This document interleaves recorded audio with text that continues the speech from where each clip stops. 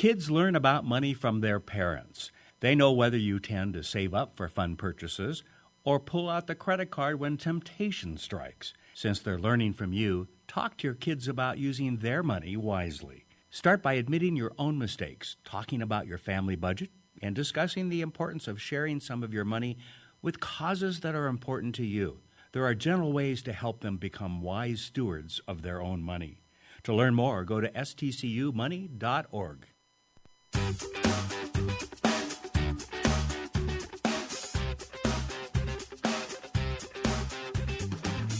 Welcome to Let's Talk Spokane, where host Ryan McNeice seeks out and discusses the latest on a variety of hot local topics. Now, here's your host, Ryan McNeice. Welcome to Let's Talk Spokane. I'm Ryan McNeice, and this is a special episode of Let's Talk Spokane in the sense that I have my dad here in the studio, and really excited to have him here. A very interesting topic I think our listeners are really going to enjoy.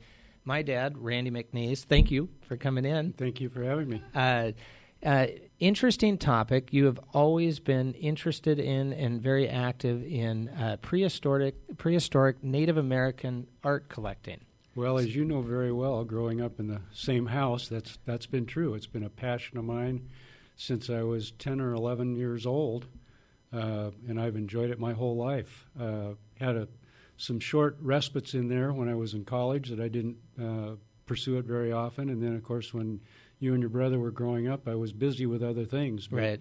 But after that, it really became a passion, and it still is. Let's go back to, you said 11 or 12 is when you originally got interested in it. What do you think really spawned that interest? There's two things that are very specific. One is my mother had a cousin that lived in southern Oregon, which is one of the most fantastic places to look for prehistoric artifacts. And we spent a week down there, and I had never found an arrowhead before. Spent it with my mother's cousin every day out in the desert, just walking the desert and looking for arrowheads and artifacts. And it just triggered an emotion inside me that this was just a fantastic, fascinating hobby. In coming back to Spokane, my grandparents had a cabin at Priest Lake. And after being down in Central Oregon for a week, I thought, I wonder if you could find arrowheads at Priest Lake. Well, that was in the late 50s, and so my grandmother and I started walking the beaches at Priest Lake, and I'll be darned if we didn't start finding some. Over probably the next 10 or 12 years, we found a frame of arrowheads that we actually now have hanging in our cabin at Priest Lake. What's the difference between the type or structure of the arrowheads or art you were finding in southern Oregon versus the Priest Lake area? The majority of everything that was found in southern Oregon is made of obsidian, which is basically natural glass. Most of the other artifacts in the Pacific Northwest are made out of petrified wood, agatized wood, agate, chalcedony, that type of thing. Now, obviously, I'm familiar with the North Idaho environment and why someone would or wouldn't want to live there prehistorically and currently, but you mentioned basically southern Oregon that's very desert-like. Was that the current environment Absolutely at the time? not. Yeah, tell us a little bit about that. There's been probably the what's called the Northern Great Basin, which is central Oregon and northern California, some of Nevada, southern Idaho. It's gone through dramatic climate changes over the last 14,000 years, which is about the time that current science tells us that people inhabited that area. The now desert area of central Oregon was a pretty lush environment with a lot of what are called playa lakes that just teemed with wildlife, ducks, geese, deer, antelope, and all kinds of vegetation. It was basically one of the finest places and easiest places that people could live. So what you're looking at today when you drive from Bend, Oregon to Burns, Oregon, is not what those prehistoric people were looking at. I think that's fascinating because I think that can be said for Montana as well. It was essentially a tropical. But even more so for that interior desert country of Central Oregon called the Great Basin. So you'd mentioned essentially Central Oregon, then your interest essentially began and it started to really push that interest at Priest Lake, collecting probably volumes of arrowheads. Where did you go from that level? From that level, this was when I was in junior high school and high school, and my grandfather and my dad would go down to the Columbia River with me, and we'd take our little sifter. And, of course, you would come to these beaches on the Columbia River. There'd be hundreds of people there looking for arrowheads.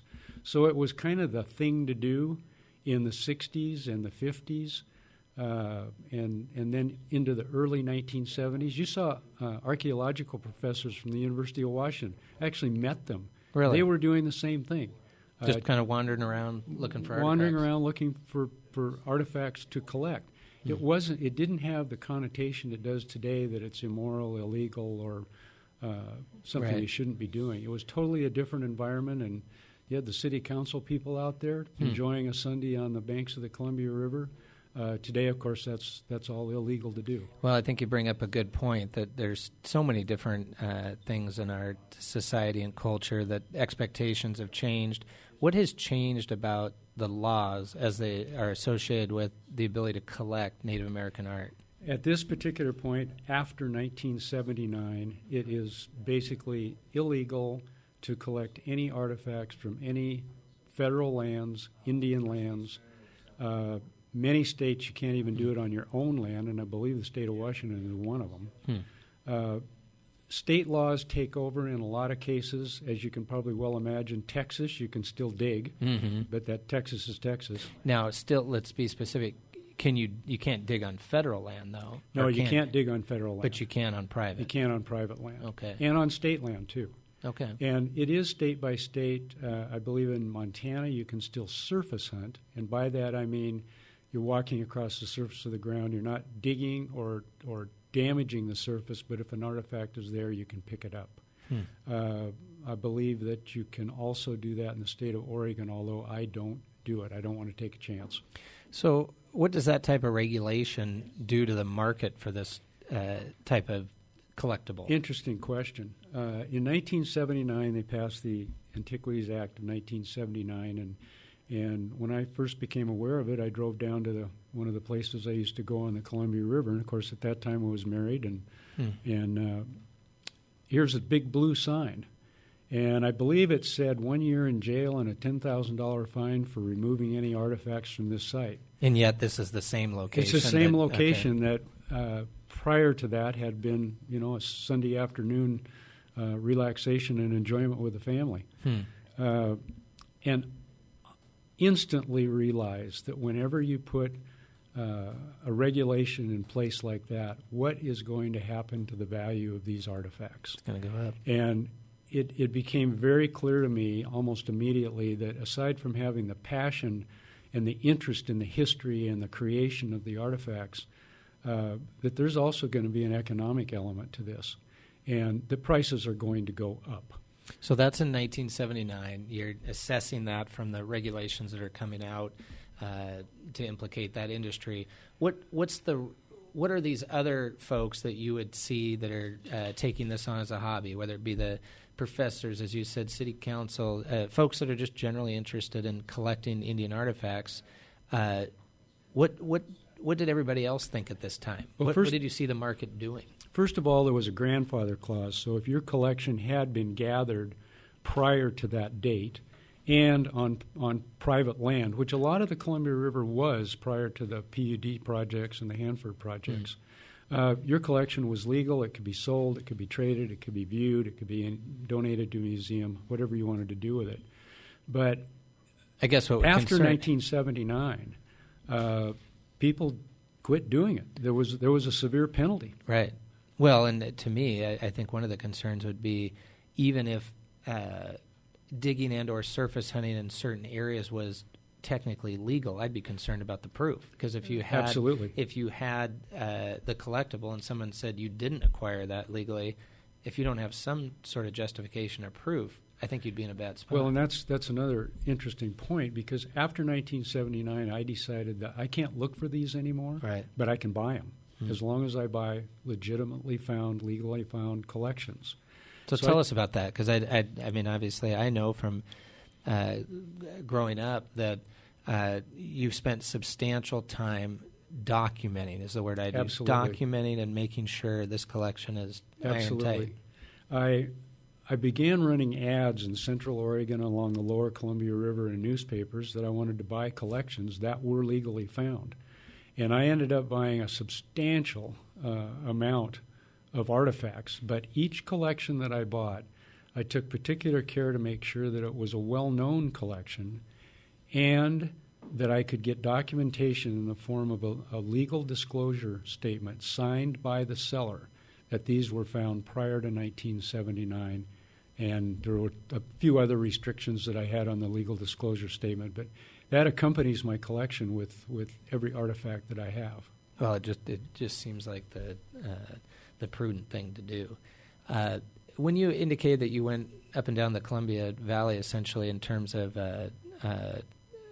putting advertisements out there, what was the response like? Did people just call you up? I mean, things are different now. The internet, of course, wasn't around when you would have been doing that. In the early 1980s, there were hundreds of these collections around because people still had them from collecting them prior to 1979. And I started buying them one collection after another and literally bought tens of thousands of prehistoric artifacts from various collectors. Well, and you call them artifacts. If I remember correctly, growing up, I think my mom called them rocks. That is correct. You were just collecting boxes of rocks. There was a point in Ryan's mother and my marriage that she finally put her foot down and said, "How many of these things do we need?" Well, I think you'd also, in fairness, have taken her on quite a few trips of digging out in the middle of nowhere. I had taken her on some very, what she considered unpleasant trips in environmental areas that were 100 degrees. She has her own reasons, but obviously I joke because these rocks, if you will, these artifacts, it's turned into quite a collection, quite a hobby. Let's take a short break and come right back here on Let's Talk Spokane. Okay.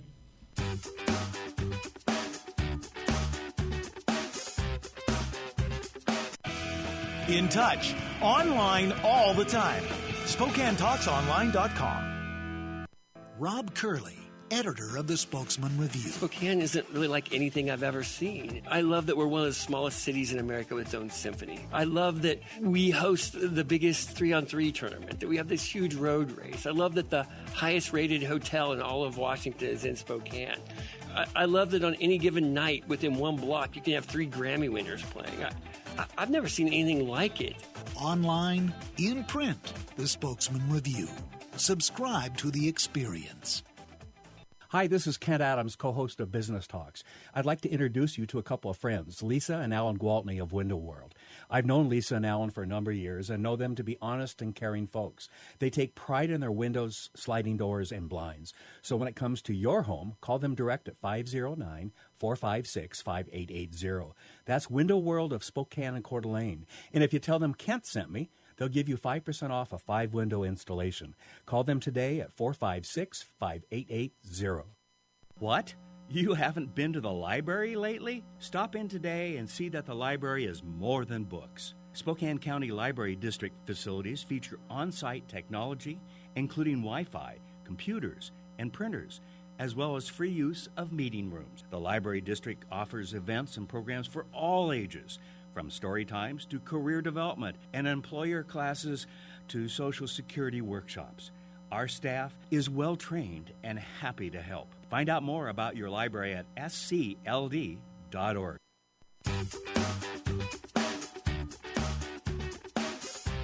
Welcome back to Let's Talk Spokane. We're here in the studio with my dad, Randy McNeice, and we're talking about Native American art and Native American art collections.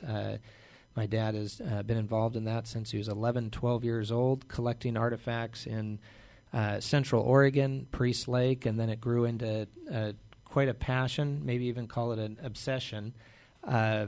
Let's chat about, to me, what is the most exciting growing up and having you talk about this passion is the age span of the artifacts, because it's mind-boggling to me that these cultures, these civilizations in our area, in the Pacific Northwest, it's hard to really wrap your arms around the ages. Tell us about that. I think that's one of the things that's always fascinated me about it. Fort Rock Cave in Central Oregon, they've documented occupation there at 13,000 years and possibly a little bit earlier. And it fascinates me to know that people were living there, creating these artifacts, going about their life, practicing their religions, hunting and fishing, 14,000 years ago in Oregon. I believe at Priest Lake on several of the islands, they've actually carbon dated 5,500 years occupation at Priest Lake. And just for perspective, what's the date of the glaciers even at Priest Lake, North Idaho area? I believe that the Cordilleran ice sheet left about 18,000 years ago. And so you're looking at an environment even 5,500 years ago that was totally different. And obviously 14,000 years ago. There's a site in East Wenatchee at Pangbourne Field, a Clovis site. Those people were actually hunting mammoths.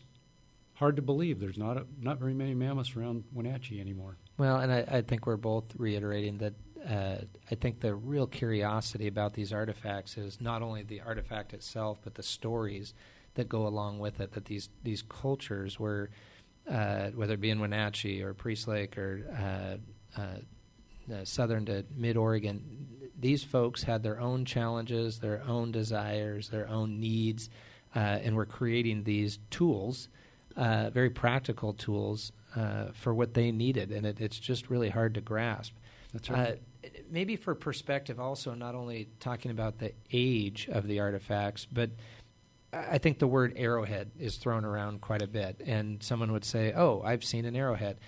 An arrowhead isn't necessarily an arrowhead. Tell us what that means. An arrowhead isn't necessarily an arrowhead. The pieces in my collection range from probably a half an inch to 14 or 15 inches long, and these are all made out of stone. And they're, in today's world, people are always have to get specific, I guess, today. They're graded on a grade 1 through 10. And when I had tens of thousands of these, I had grade 1, 2, 4, 5, 6, and on up to 10.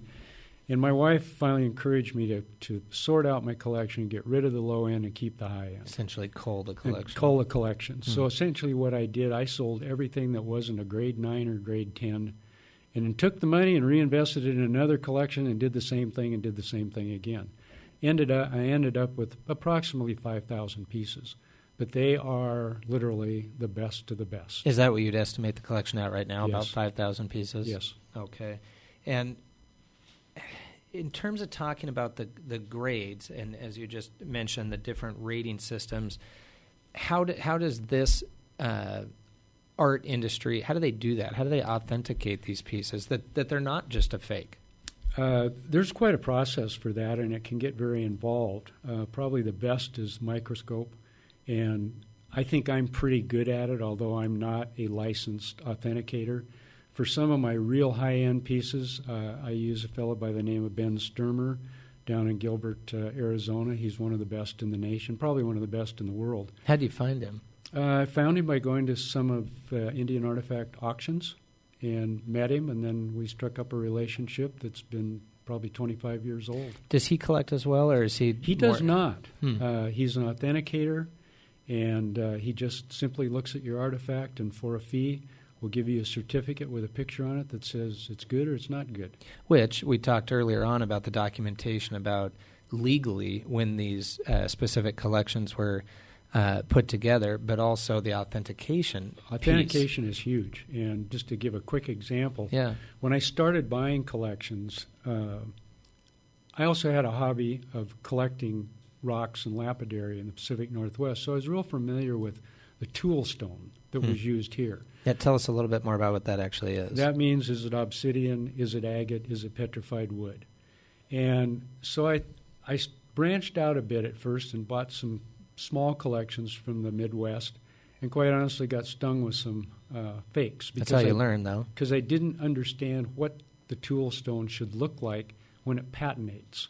And patination is a chemical change in the surface of the artifact that happens over time. and being very familiar with the obsidians and the agates and chalcedonies and petrified woods of this region, I think at this point it's pretty hard to slide one by me that's a fake. But take one from Ohio, I don't have a chance. Well, I think that's a good example for many of us in many different industries and hobbies, et cetera, is you kind of get outside your channel and there's some real expertise in kind of understanding what you do know. And with the value that these have attained today, if you're going to get into it and be involved in it, you better have some knowledge, or you're gonna lose some money at it. Well, and you mentioned when you talked about Mr. Sturmer, the authenticator, that you'd met him through your association with some of the auctions.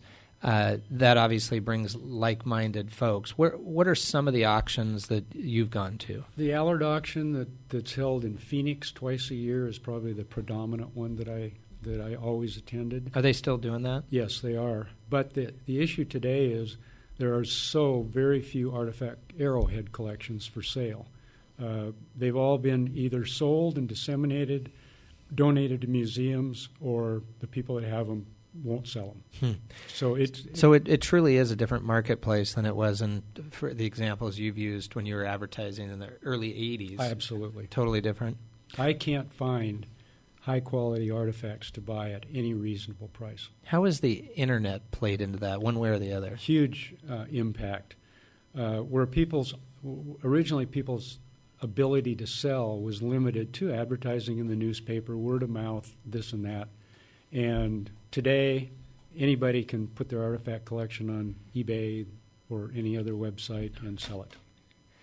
Tell us, we talked about the authentication and the fact that Ben Sturmer does that, but the fact that you're an expert in this field. Have folks reached out to you about consultation or whether it be authentication or just your overall opinion about the artifacts? Tell us about that. Yes, and probably one of the biggest examples is that for 10 years I was a consultant to the probably the best publication on values, the Overstreet Book of Indian Artifacts and their values. Is that is that the go-to? It's a go-to. And for 10 years I was a consultant for the Western section, which is where I specialize in the artifacts that I collect. And I believe also, tell us about the collection that you have that is actually, or I should say a portion of the collection, but it's the Cowles collection. In the year 2000, I purchased in its entirety probably one of the best. What year was that? The year 2000. 2000. One of the best Indian artifact collections from the Columbia River from the estate of Ernie Cowles. And anybody can Google him and arrowheads, and you will find an association there. That he had a fabulous collection, but his collection was both rocks and arrowheads. I was only interested in the arrowheads, but he wouldn't sell it as a piecemeal. If you want part, you get the whole thing. Yeah, you get the whole thing. So literally 3 suburban loads from Grandview, Washington to Spokane. And I ended up selling the parts I didn't want, keeping the parts that I did want, and quite frankly ended up getting all the money back in the parts that I didn't want for what I paid for the whole collection. One thing I've found interesting over the years with Ernie Cowles' collection is I think there's a theme here where we keep coming back to documentation, and maybe that's the attorney in me, that the documentation. But one thing that's really stood out over the years is if you look at a picture from Ernie Cowles' books is it the 50s or the 60s, that the same, is it earlier than that? 1915 is when he began collecting. Oh, my goodness. And he died at age 92 in 1990. But he placed a collector mark or number on each artifact that he had and then kept a detailed diary, of which I have a complete copy of. And the fact that he has... that he had them in frames in a certain fashion, certain pattern, and you haven't changed that. I think some collectors, maybe quite frankly not knowing what they're doing, would take those out, put them in a different pattern, or play with the artifacts, whereas I think you knew the provenance being so important. Provenance is very important. The authentication, that you've kept them in those exact patterns that you'd see in the books. Ernie Cowles made his own frames on a table saw. They weren't works of art by any means, but the artifacts were. And then they were pictured in the 1920s, 30s, 40s, 50s, 60s, 70s in various artifact publications in the design that he placed them. I took particular care not to disturb those. Well, I think that is a fascinating part about the collection and the provenance and how much history there is just in the collection, let alone the age span of the actual artifacts. You've done this for a number of years. You've said since you were 11 years old. You got a birthday coming up. Yeah, 71. 71, so they can do the math. But yeah. What do you do with this collection? What is your current interest in it versus do you want somebody else to have an opportunity to work with this collection? What do you do at this point? I would sell the collection, but in its entirety. Okay. I don't want to. So you sound like Ernie Cowles now. You can't just have part. You got to have the whole thing. That's right, because I've taken so much care to document it. I could tell you and have documented where every piece came from. And even though my family has appreciated my hobby over the years, they don't have the passion that I have for it.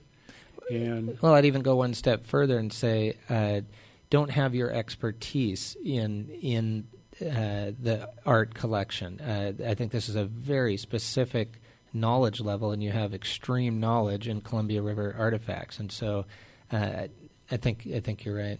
So, I would sell the collection at this point. What are the outlets that one would look for that? You'd mentioned in the 80s that you were finding collections via standard newspaper advertising. Now we have the internet. But what are the channels of someone finding a collection like this? It's a little more difficult because values have basically skyrocketed. And then when I'm so particular that I want it to be someone with the passion I have and take the whole collection, it's got to be that one special person from the Silicon Valley or that has like that has the passion that you've had all these That's years. Right.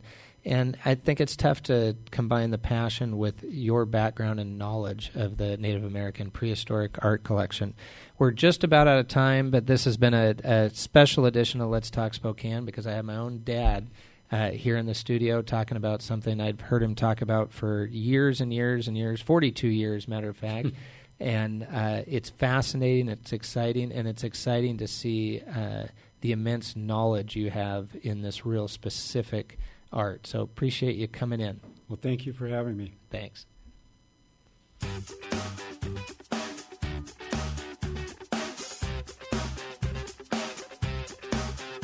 Let's Talk Spokane is produced in Spokane, Washington by SpokaneTalksOnline.com, which is solely responsible for its content. Ask us a question, recommend a guest, and hear this program again online anytime at SpokaneTalksOnline.com. Thanks for listening. The stories and photos on the pages of Nostalgia magazine show glimpses of life in the inland Northwest from years gone by. From home life, school days, and the workplace, you can relive a style of life that we all loved and cherished. Call today to subscribe, 443-3678, or visit us online at nostalgiamagazine.net. Nostalgia Magazine. Ageless stories, ageless photos. Last year alone, Avista customers saved over 53 million kilowatt hours of energy. How? By caulking their windows, programming their thermostats, replacing their incandescent light bulbs with LEDs. Simple things, really. But the energy they saved was enough to power more than 4,000 homes for an entire year. Way to save, everyone. Way to save. Find your way to save at avistautilities.com.